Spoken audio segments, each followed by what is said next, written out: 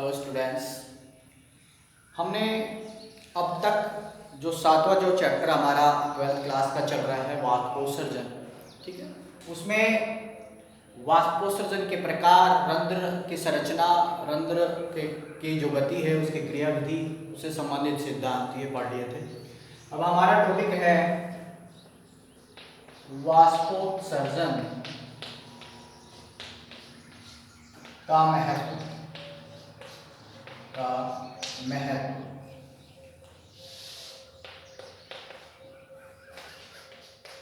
देखिए, ट्रांसपायरेशन का क्या महत्व होता है प्लांट्स के अंदर।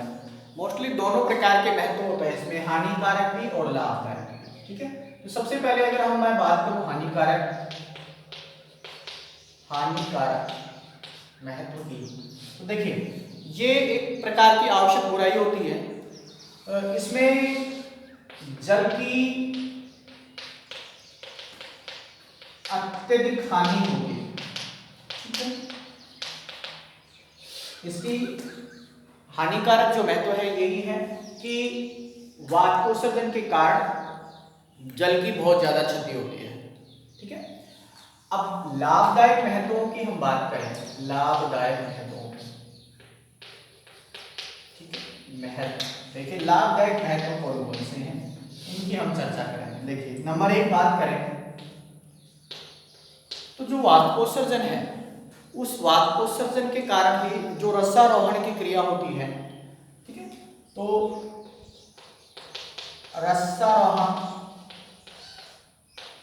मेसा, ठीक है, रसारोहण के अंदर शायद जड़ों द्वारा जो अवशोषित जल और खनिज लवण होते हैं उनको ऊपर तक पहुंचाने का काम है, वो वाष्पोत्सर्जन के कारण ही होता है।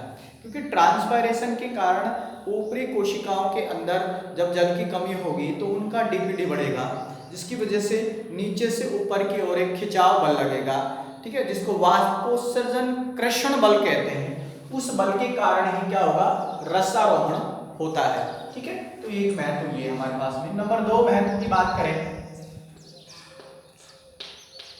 जल एवं खनिज लवणों का अवशोषण,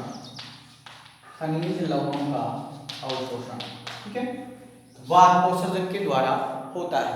वाष्पोत्सर्जन होगा तो जल और खनिज लवणों का अवशोषण भी बढ़ेगा, ठीक है। तीसरी हम बात करें तो देखिए वाष्पोत्सर्जन पादप के अंदर तापमान नियंत्रण का काम करता है। पादपों में ताप नियंत्रण, ठीक है, ताप नियंत्रण, यानी वाष्पोत्सर्जन से रसारोहण होता है, जल और खनिज लवणों का अवशोषण होता है, पादपों में ताप नियंत्रण होता है। टेम्परेचर का नियंत्रण कैसे, देखिए वाष्पोत्सर्जन के कारण जब जलवाष्प बाहर निकलती है, किसी प्लांट से जलवाष्प बाहर निकलती है तो इसके आसपास की जो वायु है वो ठंडी हो जाएगी, ठीक है, जिसके कारण प्लांट का टेम्परेचर क्या हो जाएगा, कम हो जाएगा। इसीलिए गर्मियों में हमने देखा होगा कि जो पादप होते हैं उनकी छाया शीतल होती है, ठीक है, इसीलिए शीतल होती है क्योंकि पादपों में क्या होता है, वाष्पोत्सर्जन के कारण जलवाष्प निकलता है, जिसकी वजह से इसके आसपास की जो वायु है वो क्या हो जाती है, ठंडी हो जाती है, ठीक है। तो तापमान नियंत्रण का कार्य। इसके अलावा देखिए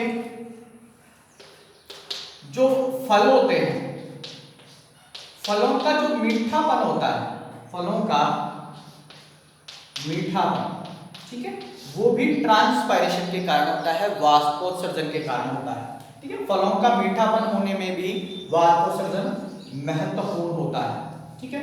इसके अलावा जो यांत्रिक शक्ति प्रदान करने वाले ऊतक होते हैं, यांत्रिक शक्ति प्रदान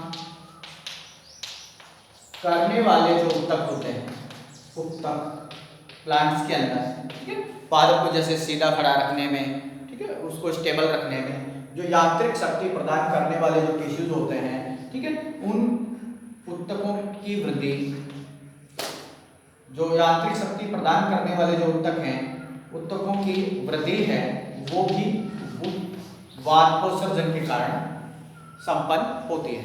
ठीक है, तो ये हमारे पास में वातकोत्सर्जन के महत्व है कि वातकोत्सर्जन एक प्रकार की बुराई तो है, लेकिन जो प्लांट्स के अंदर अतिरिक्त जो जल आता है अवशोषण के द्वारा, उसका भी ये उत्सर्जन करते हैं। ठीक है, साथ में रसारोहण की जो क्रिया होती है, यानी कि जो पोषक पदार्थ वगैरह हैं उनको ऊपर तक पहुंचाने के लिए भी वातकोत्सर्जन सहायक होता है, क्योंकि पत्तियों के अंदर वातकोत्सर्जन की वजह से वातकोत्सर्जन कर्षण बल यानी एक खिंचाव बल लगता है नीचे से ऊपर की ओर, जिसकी वजह से जल और खनिज लवणों का क्या होता है, अवशोषण होता है। ठीक है, इसके अलावा पादपों में तापमान नियंत्रण का कार्य भी जो है हमारे पास में वातकोत्सर्जन के कारण होता है। जो फल मीठे होते हैं, शर्करा, फ्रूट शर्करा जो बनती है, फ्रुक्टोज का निर्माण होता है। ठीक है, वो भी ट्रांसपायरेशन के कारण ही स्टार्च के ब्रेकडाउन की वजह से होता है। ठीक है, यांत्रिक शक्ति प्रदान करने वाले टिश्यूज होते हैं, ठीक है, उनके अंदर भी जो वृद्धि होती है वो भी ट्रांसपायरेशन की वजह से संपन्न होती है। ठीक है, तो इस प्रकार से हमारे पास में वातकोत्सर्जन का ये महत्व है। नेक्स्ट टॉपिक देखते हैं।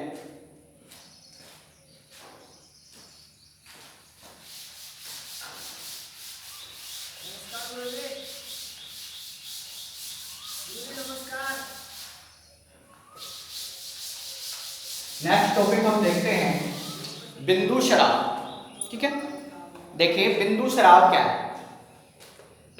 बिंदु शराब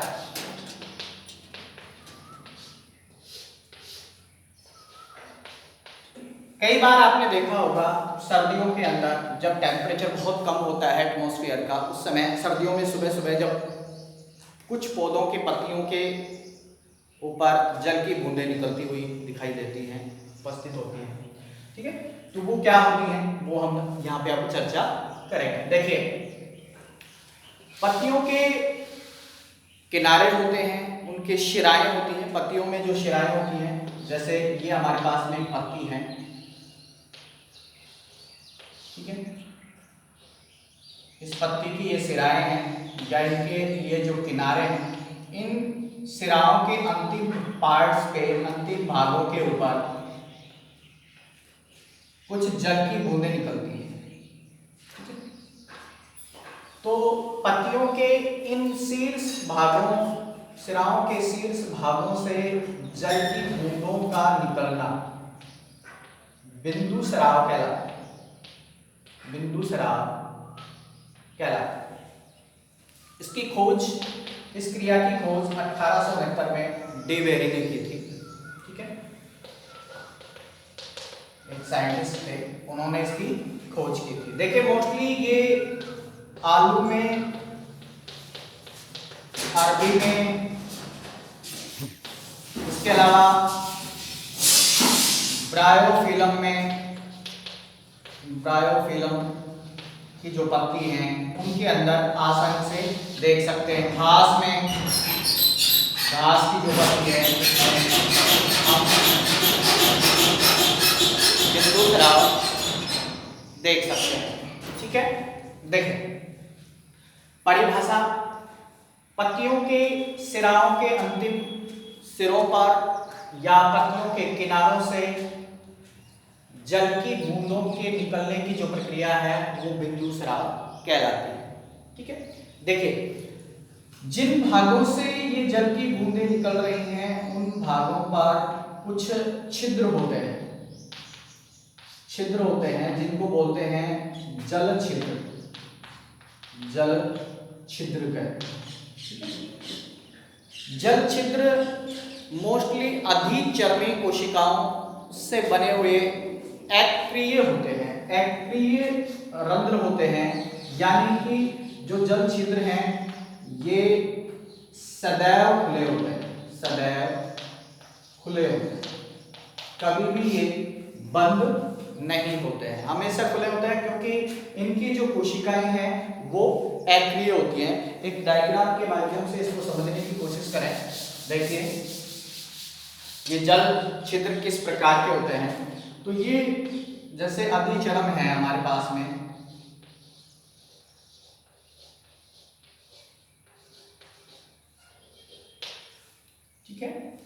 यहां पर ये अधिचर्मी कोशिकाओं से घिरी हुई एक छिद्रीय संरचना होती है जिसको बोलते हैं जल छिद्र। ठीक है, इस जल छिद्र के नीचे की ओर यहां पर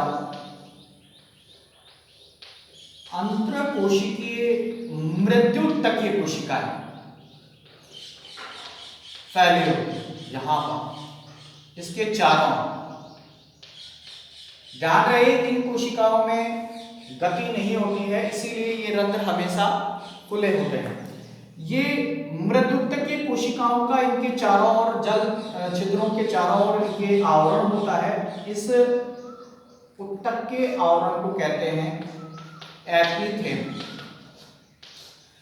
इसको हम एपिथेम उत्तक कहते हैं। इनके बीच बीच में अंतरकोशिकीय अवकाश पाए जाते हैं, मृदुतकीय होता है ये। ठीक है, जस्ट इसके नीचे यहां पर हमारे पास में जो जाइलम वाहिनिकाएं और जाइलम वाहिकाएं होती हैं। ठीक है, जाइलम वाहिनिकाएं और जाइलम वाहिकाएं होती हैं। ठीक है, जस्ट इसके नीचे होती है।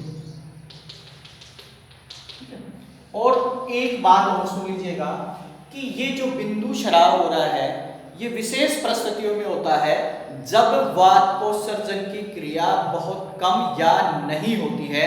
उस स्थिति में इस क्रिया को